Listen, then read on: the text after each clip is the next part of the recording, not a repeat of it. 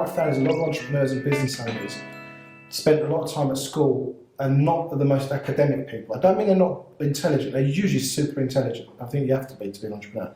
But they've kind of gone out of the habit of reading and involving themselves. So they're in the business. They're in what I call the muck and bullets. You know, they're kind of dealing with the day-to-day, the micro, the tedium, as well as the keeping the ship afloat. But they stop working on themselves. And that for me is almost like as soon as you take the power off, say a boat's going on, you just take the power off, the boat just starts to slow down. And at some point, it not only slows down, it stops.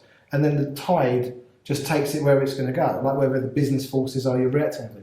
So one of the things you said that made a big difference was the introduction to audio books, which kind of meant that you were feeding yourself and developing your own thinking as well as whatever work we were doing together.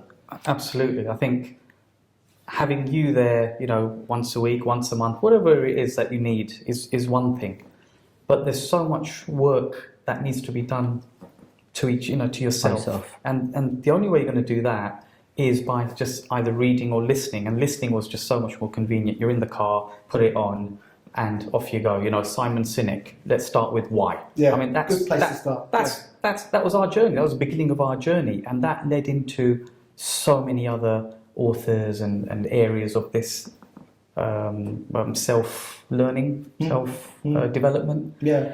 And that completely goes hand in hand with what you do, because you learn so much from these, and then you come, and then when you're telling us what you're telling us, we already start having a familiarity. We start having a grounding. We start having a more of a foundation to understand where you're coming from, because otherwise, Erkan, when you start, it's like,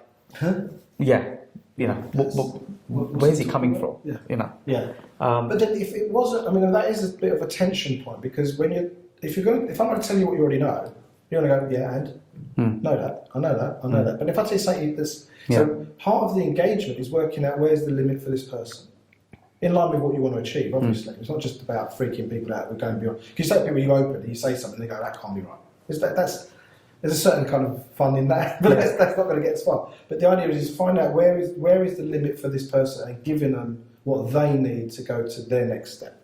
Yeah. Now, what I found with a lot of, now I don't want to go into what other people are doing, but if I'm giving you something that's not relevant, it's just a formulaic way of working with you, it's not bespoke, because that's the other thing, which out of the thousands of books and audios and information I'm going to present, is finding the thing that's going to make the biggest difference to you right now. And then say, well, you didn't like that. That didn't make it great. Bin it. Try that.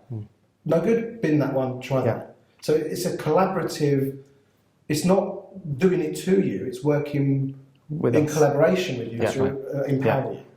Yeah, there were some Audible books that did resonate, and some were like, oh, okay, that was all right, but I got most of that message in the other one, and then you get, you listen to something else. And sometimes you're not ready for certain messages. Sometimes you get something, you go, and then 2 years later you listen to it, and you go, that is genius. Well, you just weren't ready for it at that time.